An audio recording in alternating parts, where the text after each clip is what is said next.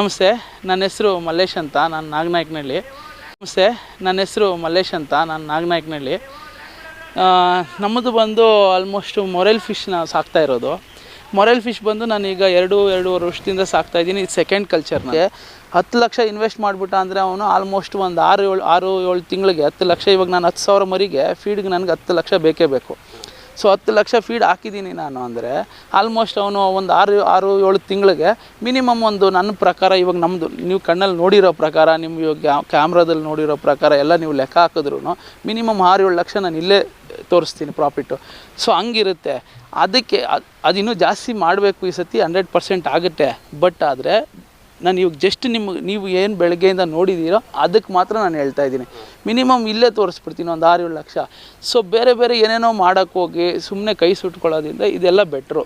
ಯಾಕಂದರೆ ನಮ್ಮದು ಇವಾಗ ಮೀನುಗಾರಿಕೆ ಇಲಾಖೆ ಯಾವ ಮಟ್ಟಕ್ಕಿದೆ ಅಂದರೆ ತುಂಬ ಚೆನ್ನಾಗಿ ಸಪೋರ್ಟ್ ಮಾಡ್ತಾಯಿದೆ. ನಮ್ಮ ADಗಳಿರ್ಬೋದು, DD ಸರ್ಗಳಿರ್ಬೋದು, ತುಂಬ ಇನ್ನು ಸೀನಿಯರ್ ಆಫೀಸರ್ಸ್ ಎಲ್ಲನೂ ಸಿಕ್ಕಾಪಟ್ಟೆ ಹೆಲ್ಪ್ ಮಾಡ್ತಾಯಿದ್ದಾರೆ ಫಿಶರಿಗೆ. ಆನ್ ಸ್ಪಾಟಿಗೆ ಬಂದು ಇದು ಮಾಡ್ತಾಯಿದ್ದಾರೆ. ಈಗ ನಮ್ಮ DD ಸರ್ ಬಂದು ಚಿಕ್ಕಣ್ಣ ಅಂತ ಹೇಳ್ಬಿಟ್ಟು, ಸೊ ಅವ್ರು ಪಾಪ 2 ಸರಿ ಬಂದು ಪಾಂಡ್ ವಿಸಿಟ್ ಮಾಡಿ ಎಲ್ಲ ಮಾಡಿದ್ದಾರೆ. ಮತ್ತು AD ಸುಬ್ರಹ್ಮಣ್ಯ ಸರ್ ಅಂತ ಇದ್ದರು, ಅವರು ಅಷ್ಟೇ ಪಾಂಡ್ ವಿಸಿಟ್ ಮಾಡಿ ಎಲ್ಲ ಚೆನ್ನಾಗಿ ಸಾತಿರೋವಾಗ ಯಾಕೆ ಮಾಡಬಾರ್ದು?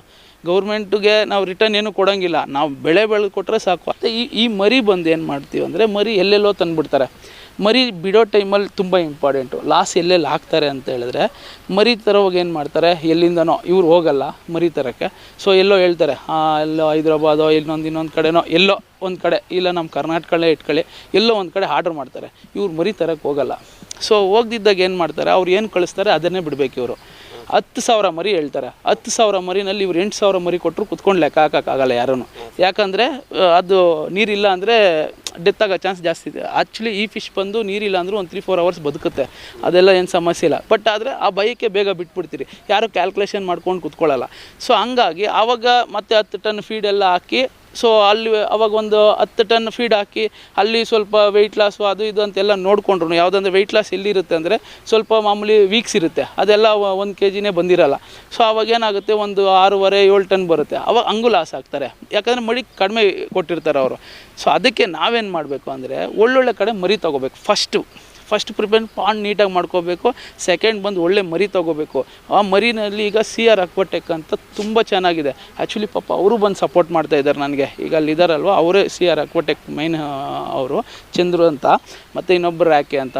ಸೊ ಅವರು ಒಳ್ಳೆ ಸೀಡ್ ಕೊಡ್ತಾಯಿದ್ದಾರೆ ರೆಗ್ಯುಲರ್. ಮತ್ತು ಏನಾದರೂ ಮೊಟಾಲಿಟಿ ಏನಾದರೂ ಬಂತಂದರೆ ಇಮಿಡಿಯೇಟ್ ಫೋನ್ ಮಾಡಿದ್ರೆ ರಿಪ್ಲೈ ಮಾಡ್ತಾರೆ ಪಾಪ, ಅದು ಯಾವ ಟೈಮಲ್ಲಿ ಆದರೂ ಆಗಲಿ.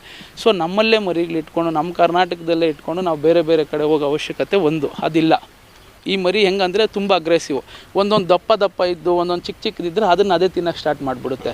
ಸೊ ಅದಕ್ಕಂತಲೇ ಗ್ರೇಡಿಂಗ್ ಮಿಷಿನ್ ಇದೆ ಅವ್ರ ಹತ್ರ. CR ಅಕ್ವಾಟೆಕ್ ಹತ್ರ ಗ್ರೇಡಿಂಗ್ ಮಿಷಿನ್ ತುಂಬ ಚೆನ್ನಾಗಿದೆ. ಸೊ ಆ ಗ್ರೇಡಿಂಗ್ ಮಿಷಿನಲ್ಲಿ ಗ್ರೇಡ್ ಮಾಡಿ ಅದು 6 ಇಂಚಸ್ ಅಂದರೆ ಎಲ್ಲ 6 ಇಂಚಸ್ ಬರುತ್ತೆ.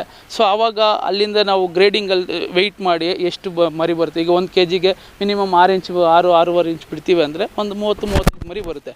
ಆ 35 ಮರಿಗೆ ಏನು ಕ್ಯಾಲ್ಕುಲೇಷನ್ ಬರುತ್ತೆ ಆ ಥರ ಕ್ಯಾಲ್ಕುಲೇಷನ್ ಹಾಕ್ಕೊಂಡು ಮರಿ ತೊಗೊಬರ್ತೀವಿ ನಾವು. ನಮ್ಮ ಕೈಯಿಂದ ಗೌರ್ಮೆಂಟಿಗೆ ಕೊಡೋಕ್ಕಾಗಿರೋದು ನಾವು ಇದೊಂದು ಕೊಡ್ಬೋದು. ನನ್ನ ಹತ್ರ ಯಾರಾದರೂ ಬನ್ನಿ. ಸೊ ನಾನು ಅವ್ರಿಗೆ ಖಂಡಿತವಾಗಿ ಯಾವ ಥರ ಸಾಕಬೇಕು, ಯಾವ ಥರ ಮರಿ ತೊಗೋಬೇಕು ಅಲ್ಲಿವರೆಗೂ ಸಪೋರ್ಟ್ ಮಾಡ್ತೀನಿ, ಅದಂತೂ ಖಂಡಿತ. ಬಟ್ ನಾನೆಲ್ಲ ಅಲ್ಲಿಗೆ ಬಂದು ಮಾಡೋಕ್ಕಾಗಲ್ಲ, ಯಾಕಂದ್ರೆ ನಂದು ಕೆಲಸಗಳಿದೆ. ನೀವು ಇಲ್ಲಿಗೆ ಬಂದರೆ ನಾನು ಏನು ಬೇಕು ಗೈಡ್ ಮಾಡಿಕೊಡ್ತೀನಿ. ಈ ಥರ ಕೆಜಿಗೆ ಎಷ್ಟು ಹೋಗುತ್ತೆ ಇದೆಲ್ಲ kg ಬಂದು ಈಗ ಆಲ್ಮೋಸ್ಟು ಬೇಸಿಕ್ಕೆ ನೀವೇನ CR ಅಕ್ವಾಟೆಕ್ಗೆ ಮರಿ ತಗೊತೀರಲ್ವ. ಸೊ ಅವರೇ ಬೇಸಿಕ್ ಪ್ರೈಸ್ ನಿಮಗೆ ಅಗ್ರಿಮೆಂಟ್ ಮಾಡಿಕೊಡ್ತಾರೆ. ತುಂಬ ಜನಕ್ಕೆ ಭಯ, ನಾನು ಇಷ್ಟು ಸಾಕ್ತೀನಿ, ಇಷ್ಟು ಸಾಕಿದ್ದಾದಮೇಲೆ ಏನಾಗುತ್ತೆ, ಯಾರು ತಗೊತಾರೆ ಯಾರು ತಗೊಳ್ಳಲ್ಲ ಅಂತ. ನೀವೇ ನೋಡ್ತಾ ಇದ್ದೀರಾ, 4 ಟನ್ ಹಿಡಿಬೇಕು ಇವತ್ತು ನಾವು. ಅಷ್ಟು ಗಾಡಿಗಳಿದ್ರೆ ನಾವು 4 ಟನ್ ಅಷ್ಟು ಸಂಜೆವರೆಗೂ ಹಿಡಿದ್ರೂ ಕಷ್ಟನೇ. ಸೊ ಇಷ್ಟು ಡಿಮ್ಯಾಂಡ್ ಇದೆ ಈ ಫಿಶ್ಗೆ. ತುಂಬ ಜನ ರಘು ಕಟ್ಲಾಗಿ ಹೋಗೋದು, ಅದು ಫೀಡ್ ಕಾಸ್ಟ್ ಕೂಡ ಬರೋಲ್ಲ. ನಾವು ಹಾಕಿರ್ತೀವಲ್ಲ ಫೀಡ್ ಕಾಸ್ಟು, ಅದು ಕೆರೆಗಳಾಗಿ ಮಾಡೋಕ್ಕೆ ಚೆಂದ. ಯಾವುದನ್ನ ಎಲ್ಲಿ ಮಾಡಬೇಕು ಅದನ್ನು ಅಲ್ಲೇ ಮಾಡಿದ್ರೆ ಒಳ್ಳೆಯದು. ಸೊ ನಮ್ಮ ಈ ಕಲ್ಚರ್ಗೆ ನಾವು ಯೂತ್ಸ್ ಪ್ರಾಫಿಟ್ ಮಾಡಬೇಕು, ಇಲ್ಲ ಯಾರಾದರೂ ಆಗಲಿ ಈ ಫಿಶ್ ಜಾರಿ ಮಾಡಬೇಕು ಅಂದರೆ ಇದು ಒಳ್ಳೆ ಫಿಶ್ಶು. ಮೊರೆಲ್ ಅಂತ ಕರೀತಾರೆ, ಕುಚ್ಚ ಅಂತಾರೆ, ಕೊರವ ಅಂತಾರೆ. ಸೊ ಈ ಥರ ಇದು ಈಗ ಬೇಕಾದ್ರೆ 1-2 ಸೈಜು ತೋರಿಸೋಣ. ಇದು ರೇಟ್ ಹೆಂಗಿರುತ್ತಂದರೆ ಬಿಗ್ ಸೈಜ್ ಒಂದು ರೇಟು, ಮೀಡಿಯಮ್ ಒಂದು ರೇಟು, ಥರ್ಡ್ ಸ್ಟೇಜ್ ಒಂದು, first grade, second grade, third stage ಅಂತ ಹಿಂಗೆ ಮಾಡ್ತಾರೆ. ಸೊ ಅದು ಬಂದುಬಿಟ್ಟು ನೋಡಿ ಇಲ್ಲಿದೆ, ನಾನು ತೋರಿಸ್ತೀನಿ.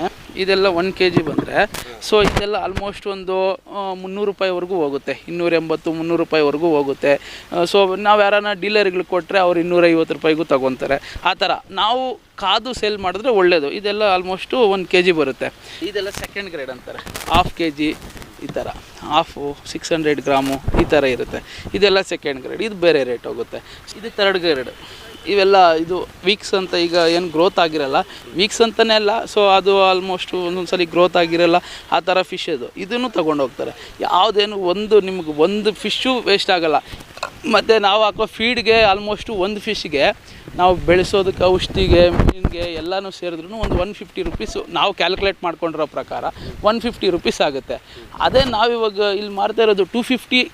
ಬೇಸಿಕ್ ಅಂದರೆ ಬೇಸಿಕ್ಕು ರೇಟೇ ಇಲ್ಲ ಅಂದರೆ 250 ರುಪೀಸ್ಗೆ ಹೋದ್ರೂ ಆವಾಗಲೂ 100 ರೂಪಾಯಿ ಲಾಭ ಇರುತ್ತೆ.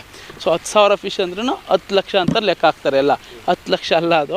ಸೊ ಆಲ್ಮೋಸ್ಟ್ ಒಂದು 6-7 ಲಕ್ಷ ಬರುತ್ತೆ. ಏನಕ್ಕೆ ಅಷ್ಟು ಕಡಿಮೆ ಆಗುತ್ತೆ ಅಲ್ಲೇ ಅಂದರೆ, ಈಗ ತೋರಿಸಿದ್ನಲ್ಲ, ಒಂದೊಂದು 300 ಗ್ರಾಮೇ ಇರುತ್ತೆ, ಒಂದೊಂದು 500 ಗ್ರಾಮ್ ಇರುತ್ತೆ, ಈ ಥರ.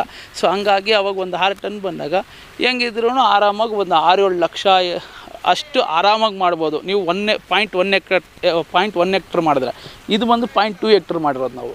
ಇದು 0.1 ಹೆಕ್ಟರಲ್ಲಿ ನೀವು 6,000 ಮರಿ ಬಿಡ್ಬೋದು, 6-6.5 ಸಾವಿರ ಬಿಡ್ಬೋದು.